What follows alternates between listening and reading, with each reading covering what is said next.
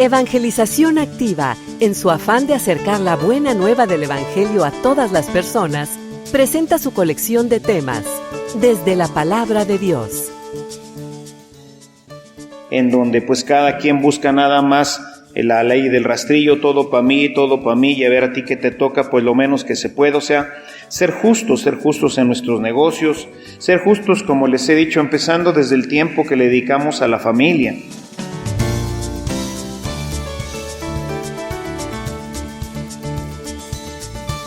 Este servicio te llega gracias a la aportación económica de nuestros suscriptores.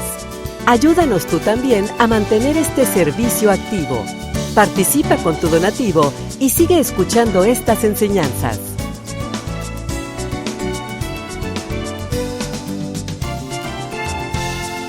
Esperamos que al escucharlos, la semilla del Evangelio dé fruto en tu corazón.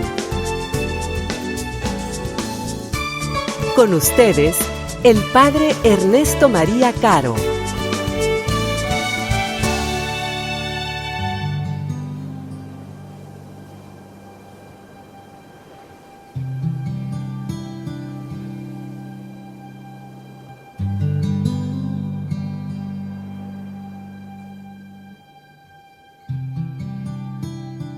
En aquel tiempo, Jesús dijo a los sumos sacerdotes y a los ancianos del pueblo esta parábola.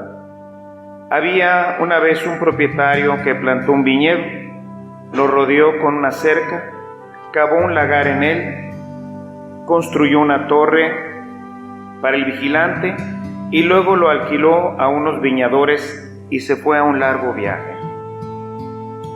Llegado el tiempo de la vendimia, envió a sus criados para pedir su parte de los frutos a los viñadores. Pero estos se apoderaron de los criados, golpearon a uno, mataron a otro, y a otro más lo apedrearon. Envió de nuevo a otros criados en mayor número que los primeros y los trataron del mismo modo. Por último, les mandó a su propio hijo, pensando, a mi hijo lo respetarán. Pero cuando los viñadores lo vieron, se dijeron unos a otros, este es el heredero, vamos a matarlo y nos quedaremos con su herencia. Le echaron mano, lo sacaron del viñedo y lo mataron. Ahora díganme, cuando vuelva el dueño del viñedo, ¿qué hará con esos viñadores? Ellos le respondieron, dará muerte terrible a esos desalmados y arrendará el viñedo a otros viñadores que le entreguen los frutos a su tiempo. Entonces Jesús les dijo, ¿no han leído nunca en la Escritura la piedra que desecharon los constructores es ahora la piedra angular? Esto es obra del Señor, es un prodigio admirable. Por esta razón les digo a ustedes, que les será quitado el reino de Dios y se les dará a un pueblo que produzca sus frutos.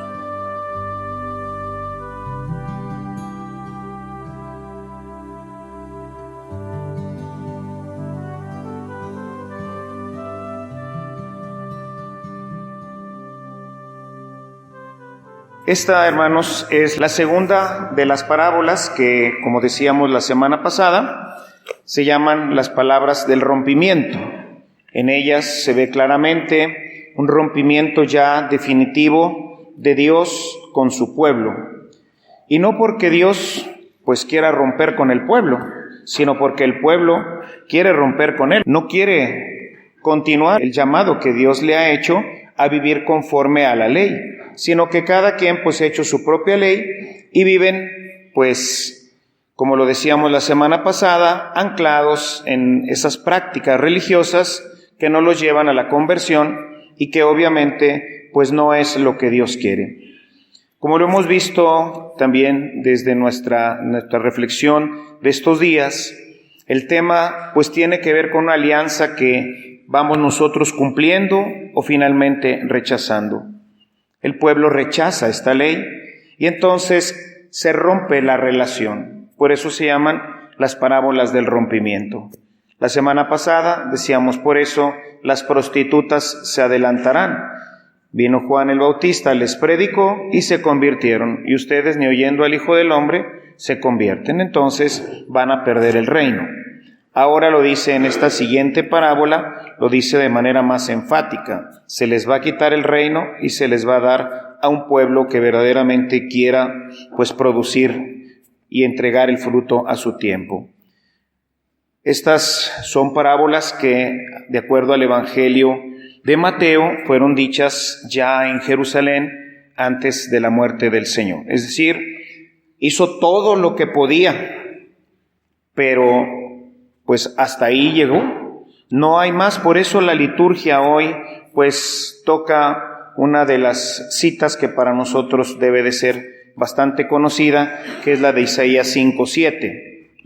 El viñador, aquel que planta una viña y que pues le hizo todo, ¿no? Le construyó un lagar, le puso una torre, la arrendó a viñadores, en fin, la cuidó, la protegió, etcétera. Y la viña, pues al final, ¿qué dio?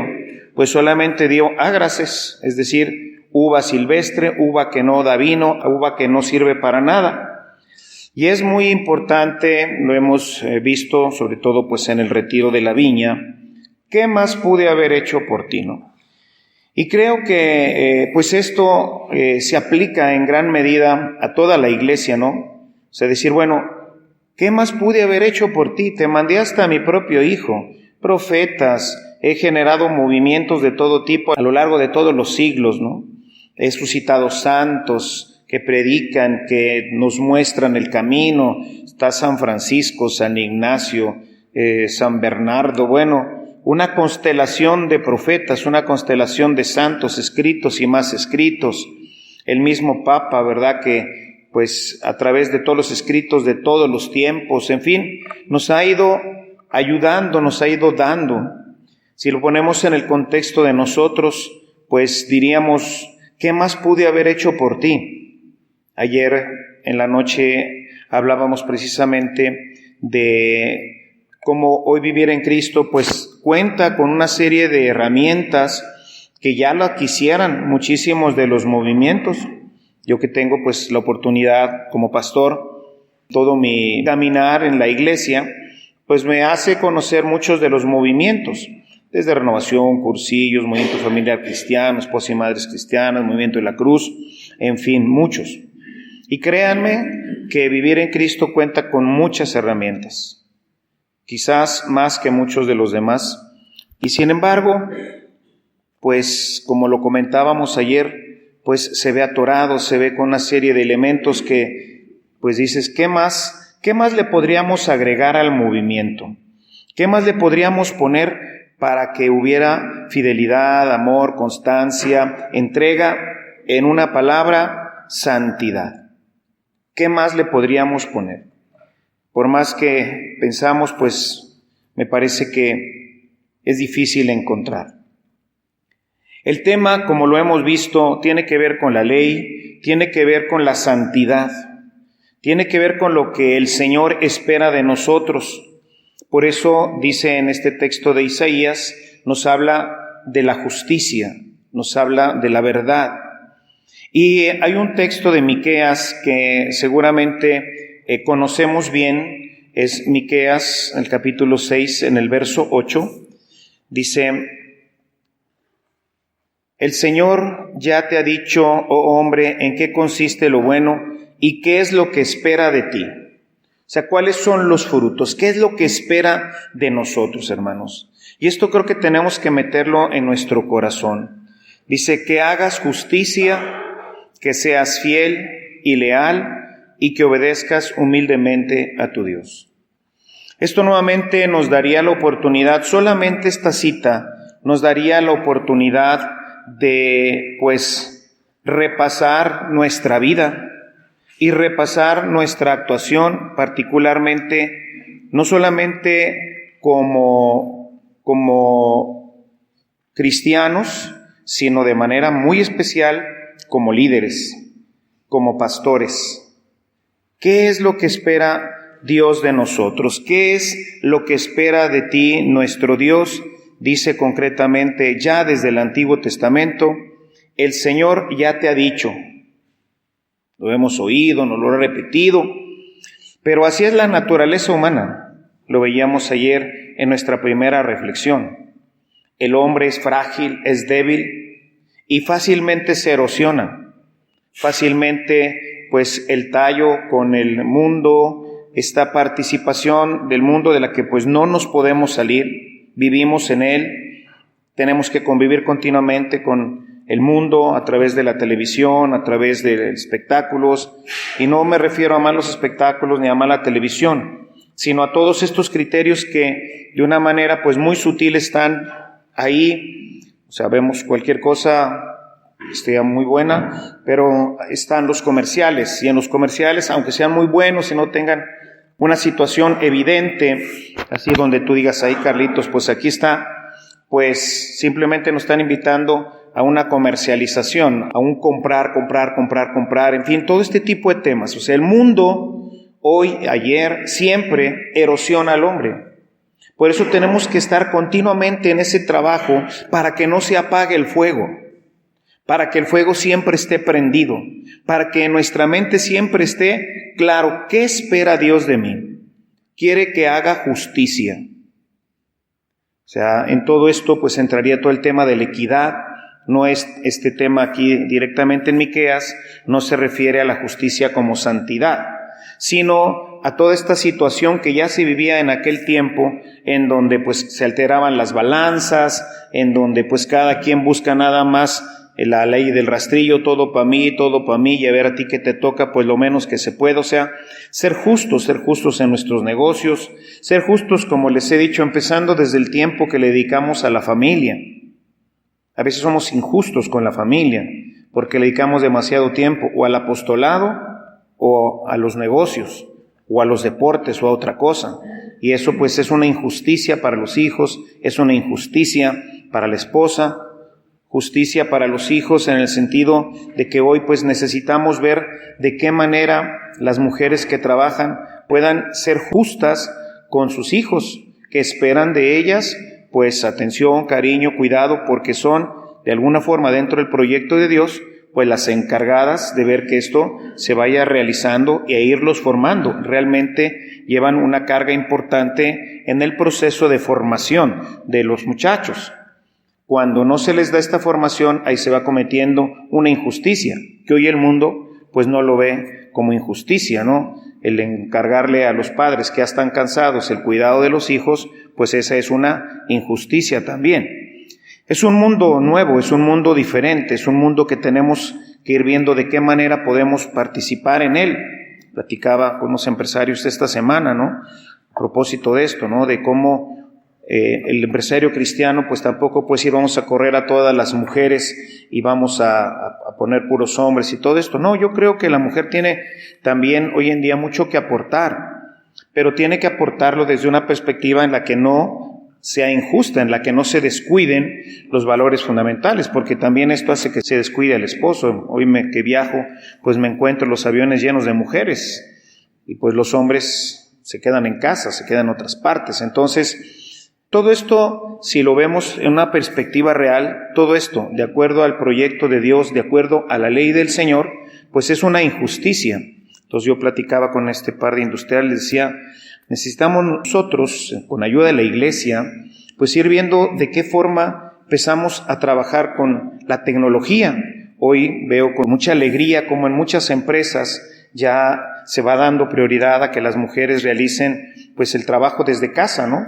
Hoy muchísimo del trabajo se puede hacer. ¿Cuál es la diferencia de estar ahí en una oficina cuando todo tu trabajo lo estás realizando con Detroit, Michigan, Europa, a través de computadoras, Skype, en fin, todo este tipo de tecnología que hoy permite que pues cualquier lugar es apto, ¿no? Entonces necesitamos ir avanzando en este tipo de rebalance, ¿no? Para que quien tenga que operar, quien tenga que verdaderamente pues estar en una oficina 8 horas o el tiempo que se necesite, pues sea gente que no tenga pues no se vea llevado a la injusticia, porque eso es lo que quiere el Señor. Y vean cómo esto es bien sutil y nadie lo ve como una injusticia y todos pensarían que están cumpliendo al darle pues el salario justo. Digamos, un empresario católico pues pensaría que está siendo justo al pagarle con justicia el trabajo que está haciendo, suficiente, como lo veíamos en semanas anteriores el tema de darle el denario, es decir, lo suficiente para su casa. Pero va más allá. Y por eso la sociedad se descompone y por eso nuestra vida no alcanza la santidad. Platicaba con otro empresario hace algunas semanas sobre el tema de con quién hago negocios. Y él estaba haciendo negocios bien, honesto, pero con gente que no debía. Y el Señor por varias fuentes les decía, no me es agradable esto que estás haciendo. Y esto representaba para él cerca del 40% de su ingreso, el 40%, que es en una empresa es muchísimo. Prácticamente la mitad de los huevos están puestos en una canasta. Si se cae, pues vamos a tener problemas financieros. Platicó con su socio, que también es cristiano, no en un proceso de conversión tan avanzado como él, y le dice, esto que estamos haciendo no es agradable a los ojos de Dios. Lo he orado, me ha llegado por diferentes partes, quisiera que tú también lo oraras y que tomáramos una decisión. Finalmente los dos decidieron, uno con más temor, que pues era su socio que él, decidieron romper la relación paulatinamente con esta empresa y finalmente se salieron completamente. Él me dice, al principio, obviamente que pues se generó una crisis, ¿no? Tuvimos que reapalancarnos, buscar nuevos créditos para poder sostener la planta laboral sin tener que despedir a nadie y esperar a que los flujos se recuperaran. ¿Cómo? Pues quién sabe. Dice, al paso de 6 meses de que tomamos esta decisión, hoy nuestra empresa no solamente factura lo mismo que hace 6, sino que hemos aumentado cerca del 20% nuestra facturación con respecto a hace 6 meses. Es decir, perdieron ciertamente el 40% de su empresa, tuvieron que hacer una serie de movimientos y pues creer en el Señor, en que cuando uno verdaderamente hace lo que Dios le pide, pues Él se hace responsable de nuestras decisiones. Y no solamente recuperaron completamente el flujo de la empresa, sino que el Señor ahora les daba otro 20% más de lo que ya tenían anteriormente, ¿no? Lo que quiero es que hagas justicia, que seas fiel. O sea, la fidelidad al Señor, pues no es nada más en el contexto de nosotros el preparar nuestra clase, lo veíamos ayer. El ser fiel es haber absorbido completamente la vida evangélica y poderla comunicar a los demás. Hay una fidelidad que va más allá de simplemente algunas labores. Los sacerdotes del tiempo de Jesús pues se pensaban fieles porque pues hacían pues lo que la ley mandaba. Y Jesús les dice, no se pueden quedar ahí, se tienen que ir más allá, y por eso les dirá a sus discípulos, si la fidelidad, si la justicia de ustedes, que ahí la justicia va en la línea de la santidad, si la santidad de ustedes, si la justicia de ustedes no es mayor que la de los fariseos, no van a conocer el reino, porque el reino de los cielos exige una fidelidad diferente, exige una fidelidad que abarca toda nuestra vida, que abarca nuestro pensamiento, nuestro corazón. Por eso es que el corazón tiene que estar completamente lleno de fuego. De lo contrario, no se puede avanzar en el camino del reino. Que seas fiel, que seas leal y que obedezcas humildemente a tu Dios. Estos hermanos de los que le platico obedecieron humildemente al Señor. Arriesgaron. Tienen, no recuerdo ahorita, pero tienen una planta de trabajadores bastante importante. Es decir, gente que come de esa empresa, gente que si esa empresa pues quiebra y tiene que cerrar, pues muchas familias quedan sin trabajo. Es una empresa cristiana que paga bien, que les paga adecuadamente, que no se va con la justicia del hombre, ¿verdad? De esa ridícula ley del trabajo que pues la verdad, pagando lo que dice la ley, pues no come nadie, ¿verdad? Ni el más pobre puede comer con lo que dice la ley. Entonces, cerrar una empresa que tiene empresarios que van llevando ya una vida y unas políticas cristianas dentro de su empresa, pues es una tragedia, ¿no?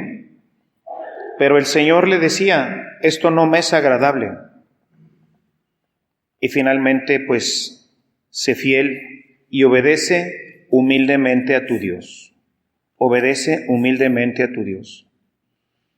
Todos nosotros, especialmente como líderes, somos un canal muy importante para comunicar estas verdades esta sabiduría y ayudar a nuestros hermanos con nuestro ejemplo a obedecer humildemente.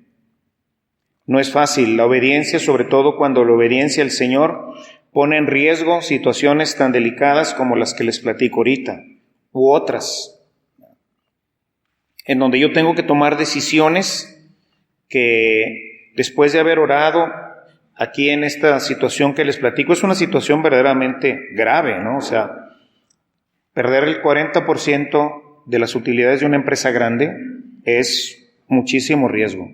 Obviamente, pues no quiere decir que él se rezó un rosario y en la mañana se fue a hacer un ratito de oración. Este hombre del que les hablo es un hombre de oración, de 1 o 2 horas diarias de oración, que convive con más cristianos, tiene una comunidad cristiana, es católico. Y a través de otros hermanos les llegó también el mensaje: hermano, ¿tú estás haciendo esto? Sí, es que fíjate que el Señor me dice esto. Yo te lo dejo y te da estas citas. Y así recibió por 2, 3 hermanos, 2, 3 eventos que ocurrieron en su vida y en su propia experiencia, lo llevó a comprender que verdaderamente el Señor quería eso.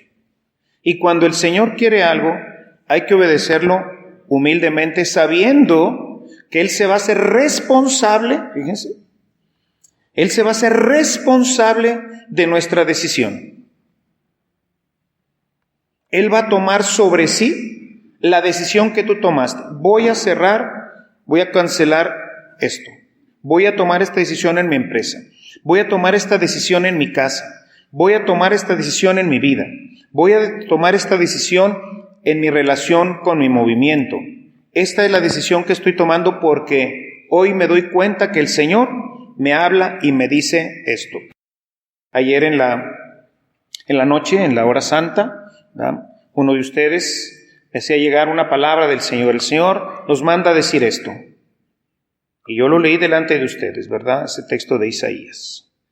O sea, yo te he elegido a ti y te he puesto verdaderamente como una estrella, como una luz delante de tus hermanos.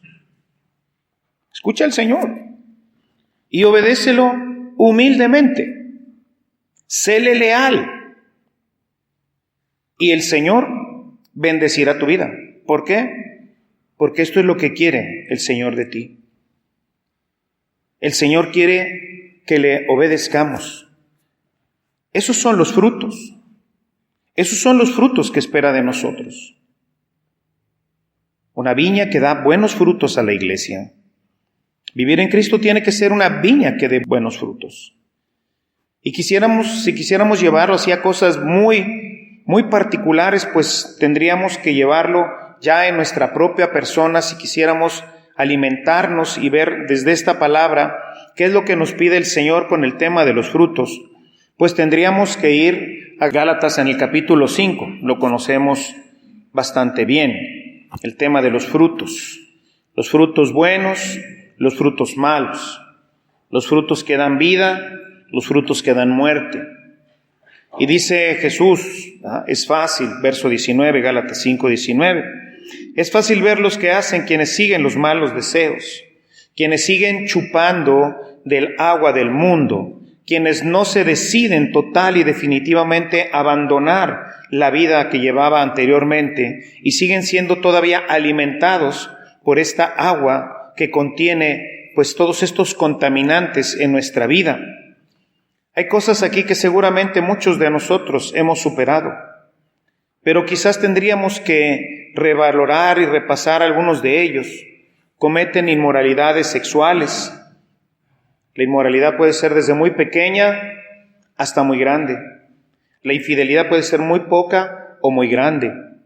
Por eso decía Jesús, si no eres fiel en lo poco, ¿quién te confiará lo mucho? Si no podemos ser fieles en las cosas pequeñas de nuestra vida, en la relación sexual, en todo lo que tiene que ver nuestra área con este tema, que adoran ídolos, y no es ir a postrarnos delante de un tótem o de alguna otra cosa semejante, sino son todas esas vanidades, son todas esas cosas que apresan nuestra vida, todas esas cosas que pues sustituyen en un momento determinado al Señor, que puede ser desde los deportes, la televisión, nuestros propios deseos, en fin, tantas cosas que van sustituyendo. Acuérdense que el ídolo es el que sustituye a Dios, que de manera pues gráfica y pues muy extensa lo tendríamos que referir a los ídolos y a los dioses de los pueblos paganos. Pero hoy nosotros pues vamos adoptando los dioses paganos, la moda de nuestro mundo, el pensamiento de nuestro mundo, pues todos estos son los ídolos que mantienen odios, poquitos o grandes, a veces odios que ni deberían de existir con nuestras familias, con amigos, con padres que en un momento dado pues nos ofendieron. Recordábamos hace algunas semanas el tema de las deudas, y les explicaba en la homilía, ¿no?, cómo el Padre Nuestro en el texto griego no dice perdonar las ofensas, sino como se recitaba hacía muchos años, perdona nuestras deudas, porque está en relación al texto que leímos de Mateo. La deuda es de lo que se le debe, y le debemos a Dios todo y a los demás poquito. Perdona nuestras deudas como nosotros perdonamos a los deudores.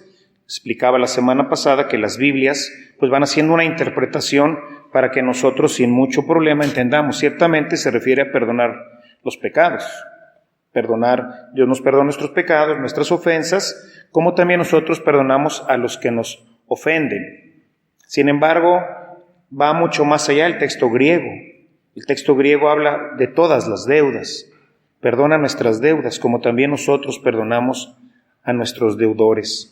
Entonces tenemos ahí estas prácticas, ¿verdad?, estos ídolos, estos odios que vamos teniendo, discordias, celos de si este hombre tiene este carisma o no lo tiene, cosas muy sutiles, hermanos. Estoy hablando con cristianos crecidos, estoy hablando con cristianos que han hecho ya caminos grandes, y nuestra vida de purificación tiene que ser entonces un trabajo ya muy minucioso. No podemos hablar de las grandes cosas, ¿verdad? No, pues yo no voy a ver películas pornográficas, ¿verdad? Bueno, sí, eso es obvio, ¿no? Pero cosas de otra índole, más pequeñas, ¿no?, que tenemos que, como este hermano, ¿verdad?, ponernos delante del Señor y decirle: Señor, ¿qué te desagrada de mi vida? ¿En qué cosas no te soy agradable? Y yo se lo pregunto con frecuencia y me responde. Y no todas las cosas que le desagradan de mi persona son fáciles de erradicar. Hay cosas que de hecho no he podido completamente erradicar de mi vida, de mi persona, porque tengo que trabajar en la parte fina, y esa parte es difícil, porque muchas veces está muy arraigada en nosotros. Son cosas que aprendimos de niños, modos de defensa, en fin, muchas cosas que están ancladas a veces en áreas profundas de nuestro corazón. Pero el Señor me dice: esto no me agrada de ti, y tengo que trabajar en ello, porque quiero serle fiel, porque quiero obedecerlo, porque quiero dar fruto, porque quiero darle el fruto que le corresponde, porque no quiero que le dé mi viña a otros viñadores, porque quiero ser de esos a los que el Señor le entregó su viña, porque son fieles, porque saben darle sus frutos, y yo quiero que mis frutos sean agradables al Señor, que no sean esos ágraces, esas uvas que no sirven para nada, sino que mis frutos verdaderamente alimenten a su comunidad, a la gente que convive conmigo, a su iglesia. Entonces tenemos que ir entrando, ¿verdad?, en esta revisión, pero detallada, a conciencia, de manera fina.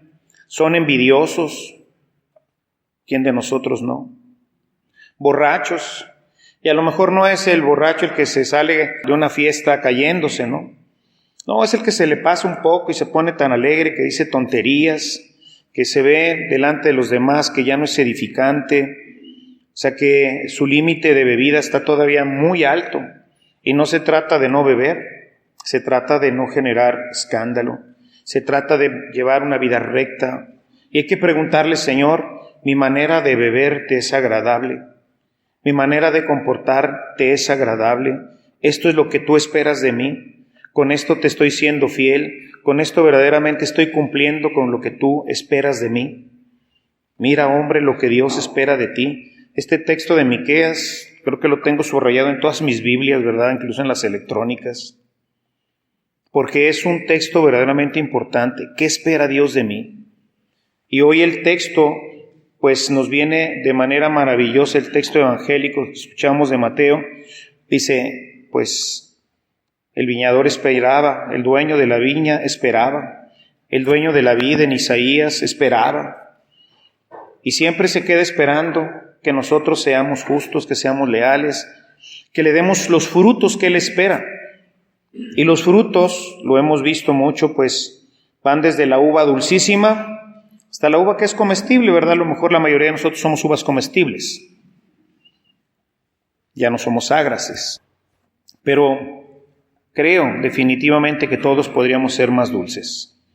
Creo que todos podríamos ser más agradables, pero necesitamos, pues, preguntarle al Señor, ¿verdad?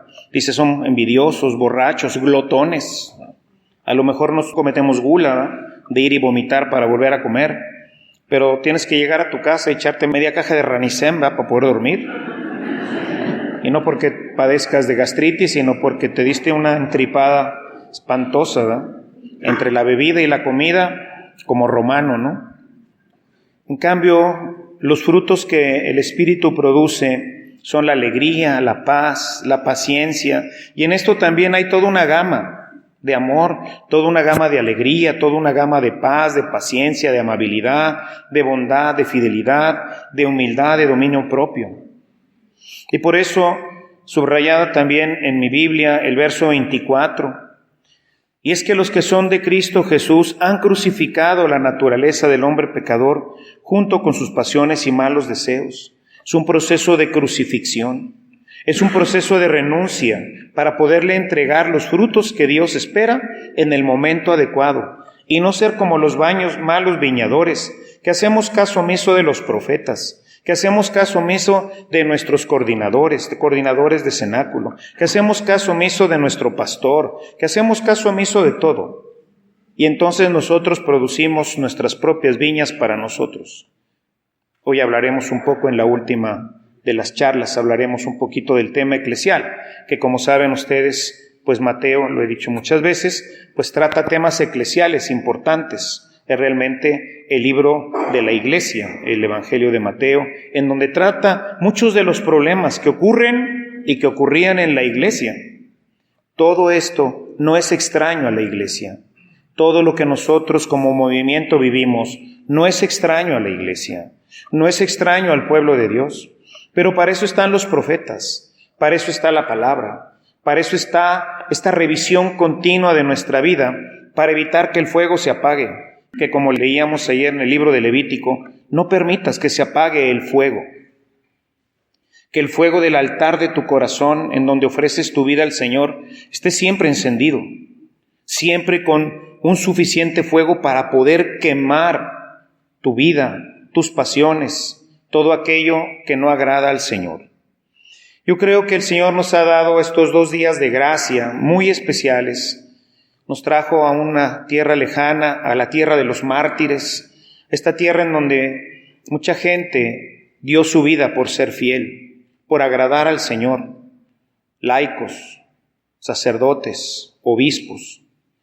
Quizás nos trajo con esta idea también de sentir, porque se siente, alguien decía, es que en esta casa de retiro hay algo, ¿verdad? O sea, qué bueno que estamos en este lugar. Qué bueno que el Señor nos trajo en este retiro tan importante, después de tantos años de nuestro movimiento, para refrescar el elemento más importante, que el pastor, ustedes y yo, tengamos fuego en el corazón.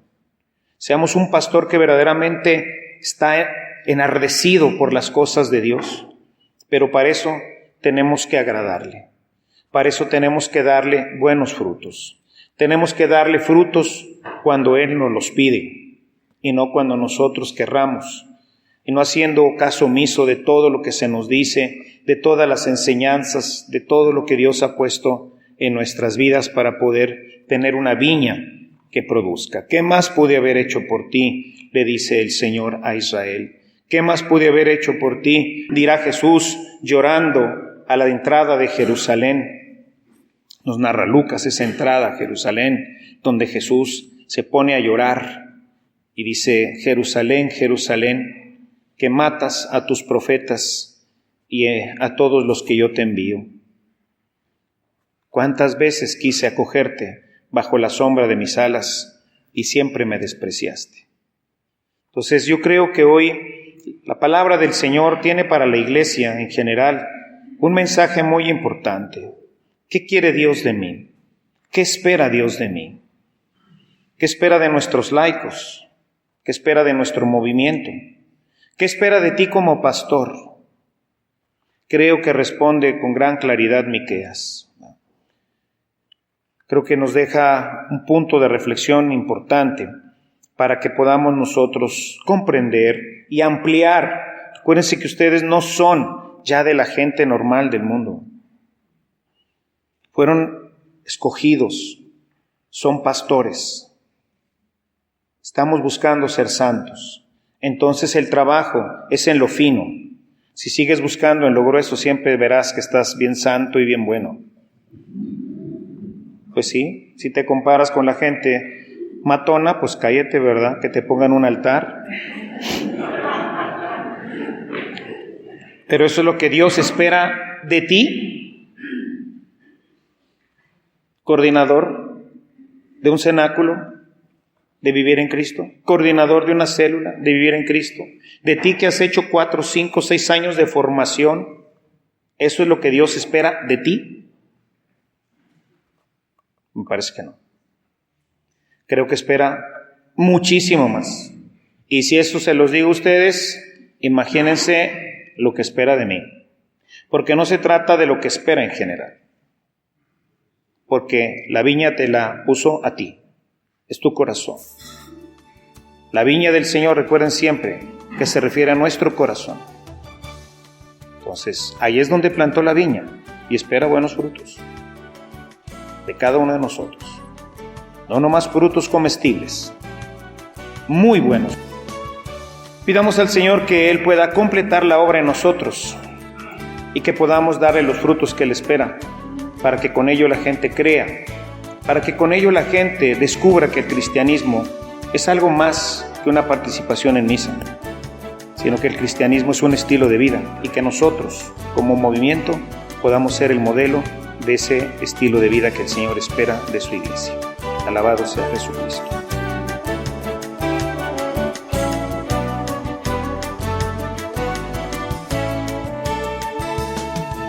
Si esta reflexión ha sido de utilidad para su vida espiritual, le invitamos a visitar nuestra página en internet www.evangelizacion.org.mx, en donde encontrará otros temas que seguramente continuarán produciendo fruto en usted.